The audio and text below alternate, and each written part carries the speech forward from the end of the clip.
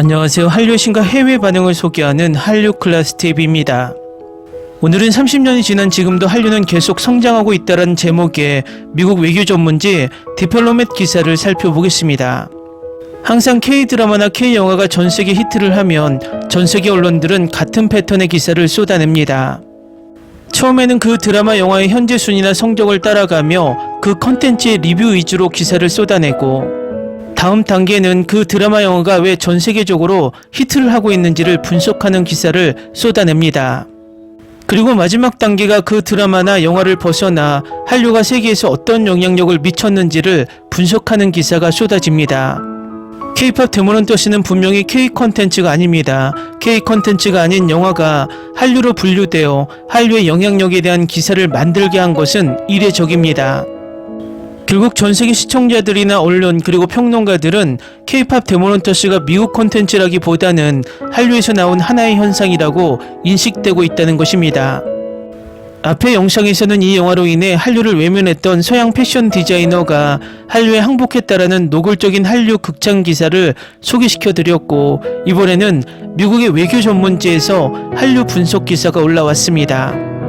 기사가 길지만 나름 잘 분석된 기사입니다. 바로 살펴보겠습니다.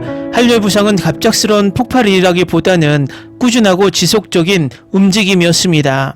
한국 문화의 세계적인 인기는 더 이상 새로운 현상이 아닙니다. 올해만 해도 K-팝 데모넌터스는 넷플릭스에서 가장 많이 시청된 애니메이션 영화가 되었고, 뉴욕타임즈는 한국 영화 기생충을 21세기 최고의 영화 100선 중 1위에 올렸으며, 한국 뮤지컬 어쩌다 해피엔딩은 토니상 6관왕을 차지했습니다. 작년에는 한국이 한국 작가 최초로 노벨 문학상을 수상했습니다. 한편 방탄소년단은 현시대 최고의 팝밴드로 널리 인정받고 있으며, 오징어 게임은 넷플릭스 역대 가장 많이 시청된 시리즈로 남아있습니다.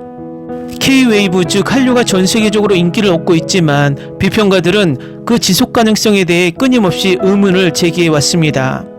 초창기에는 회의론자들이 한국 대중음악이 해외에서 성공할 만한 자질을 갖추고 있는지 의문을 제기했습니다.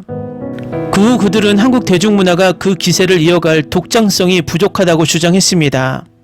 언어 장벽과 다양성 부족과 같은 구조적 어려움 또한 주요 장애물들로 여겨졌습니다. 이러한 우려에도 불구하고 한류는 지난 30년 동안 꾸준히 성장하고 발전해 왔습니다.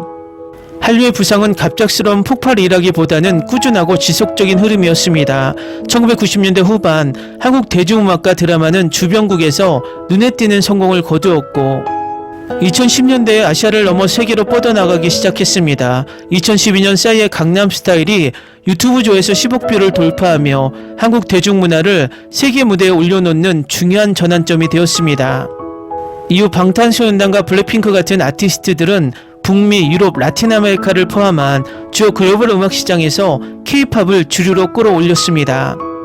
한국 드라마도 비슷한 흐름을 보였습니다. 아시아에서 잇따라 히트를 친 K-드라마는 2020년대 스트리밍 플랫폼에 강력한 인기에 힘입어 전 세계적으로 큰 인기를 얻었습니다.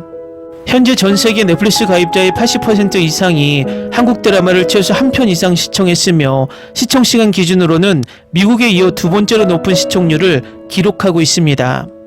오징어 게임은 넷플릭스에서 가장 많이 시청된 오리지널 시리즈로 남아있으며, 마지막 시즌은 넷플릭스가 공개 첫 주에 탑10 순위를 발표한 93개국 모두에서 스트리밍 플랫폼 차트 1위를 차지한 최초의 작품이 되었습니다. 팝 음악과 드라마가 한류 열풍을 일으켰지만 그 경계를 명확히 하지는 못했습니다.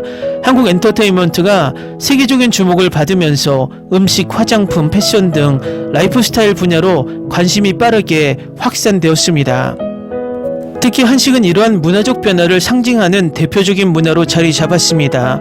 한때 주로 한국 거주 외국인들 사이에서만 즐겨 먹던 한식은 이제 떡볶이와 김밥 같은 길거리 음식부터 미슐랭 스타를 받은 고급 레스토랑까지 세계인의 입맛을 사로잡았습니다.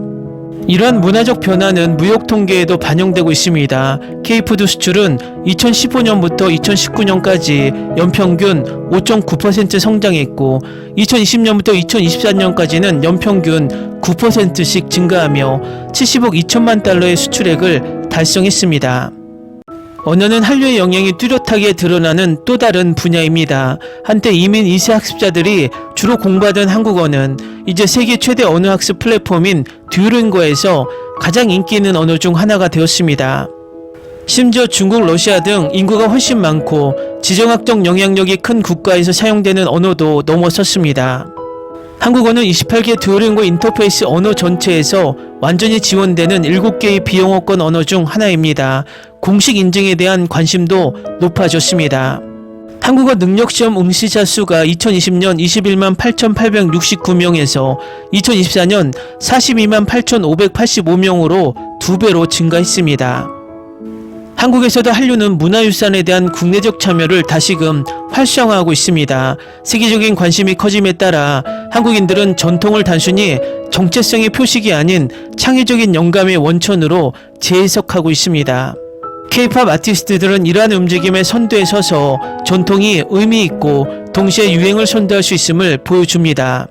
블랙핑크 제니는 젠 뮤직비디오에서 고대 근관에서 모티브를 차용했고, 방탄소년단 슈가는 자신의 트랙 데치타에서 정통 악기와 의상을 적극적으로 활용했습니다. 이제 힙한 전통으로 널리 불리는 이러한 전통의 재창조는 한때 신성했던 상징이 어떻게 접근하기 쉽고 세련된 창의성의 표현으로 변모하는지를 보여줍니다. 전통 디저트인 약과 또한 이러한 트렌드를 잘 보여줍니다. 2020년대 초 소셜미디어에서 큰 인기를 끈 후 약과 쿠키, 스콘, 피낭시에 등 현대적으로 재해석된 제품들이 쏟아져 나왔습니다. 박물관 기념품점에서도 유사한 트렌드를 찾아볼 수 있는데, 고대 조각품의 미니어처 모형과 한국 고전화가 인쇄된 술잔이 자주 매진되고 있습니다. 이러한 새로운 인기는 박물관 방문객 수 급증으로 이어졌습니다. 국립중앙박물관은 2025년 상반기에 400만 명의 관람객을 맞이했는데, 이는 전년 대비 100% 증가한 수치입니다. 외국인 관람객 또한 약 9만 8천 명으로 역대 최고치 기록을 넘겼습니다. 아마도 가장 중요한 변화는 누가 한국에서 영감을 받은 컨텐츠를 제작하고 있는가 하는 점일 것입니다. 대표적인 예가 애니메이션 영화 K-팝 데모넌터스입니다. 서울을 배경으로 한 이 영화는 한국에서 영감을 받은 패션과 음식, 그리고 한국 전통 회화에서 영감을 받은 호랑이와 까치 한 쌍을 선보입니다. 이 프로젝트가 특히 주목할 만한 점은 전 세계 관객을 위한 전적으로 해외 기업이 기획, 제작, 배급했다는 점입니다.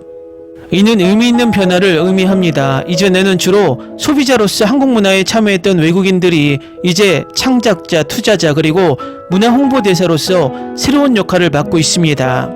이 영화의 상업적 성공은 한국 콘텐츠의 지속적인 매력과 성장하는 시장 잠재력을 보여주며 앞으로 더 많은 문화 간 협업이 이루어질 것임을 시사합니다.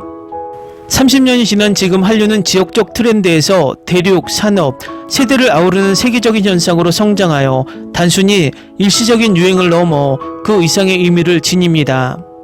문화적 취향은 필연적으로 변화하고 한류의 어떤 측면은 쇠퇴하거나 사라질 수도 있지만, 엔터테인먼트에서 라이프 스타일에 이르기까지 한류의 폭넓음과 한국어 인기 상승과 문화유산의 재해석에서 드러나는 깊이는 한류가 앞으로도 계속될 것임을 시사합니다.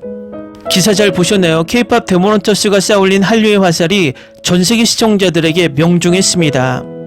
뜻밖의 한국 제작이 아닌 컨텐츠가 한류를 가장 깊고 넓게 전세계에 전달하고 있습니다. 이 영화는 이제 다음주 또는 그 다음주면 지금까지 영화 드라마 역대 1위 조회수를 차지하고 있던 K-드라마 오징어 게임의 기록을 넘으며 넷플릭스 전세계 통합 1위 컨텐츠로 등극이 확실합니다. 어쨌든 넷플릭스는 K-팝 영화와 K-드라마가 전세계 1위를 차지하는 상징적인 현상을 어떻게 이용할지 고민에 들어갈 것으로 보입니다. 그동안 넷플릭스는 너무나 K-드라마가 미드까지 압도하면서 순위를 점령하자 순위 집계 방식을 바꾸고 한국 콘텐츠의 투자를 동결하고 다른 국가에서 제2의 K 콘텐츠를 만들기 위해 엄청나게 노력했습니다.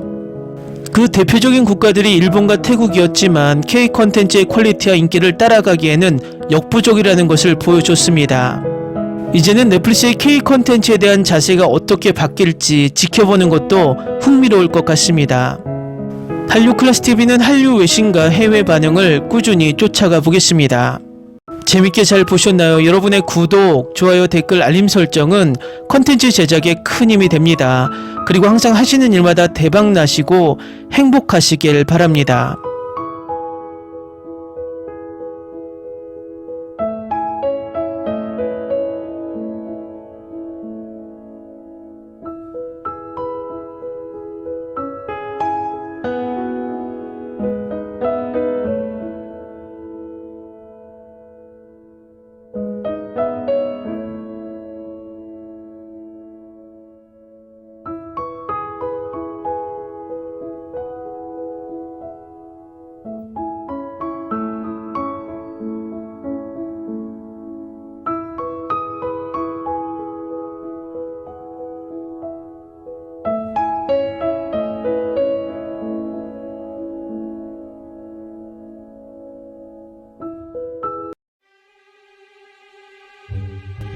Ni se te ocurra. Olvida el ganso y los tomates. No hables de las ballenas. No es un acuario. No actúes como tonta. Que eras una genio. ¿Sí? No vayas a presumir, a la gente no le gusta eso. Y no digas cosas sin sentido. Y bueno, ¿terminamos? Hasta pronto.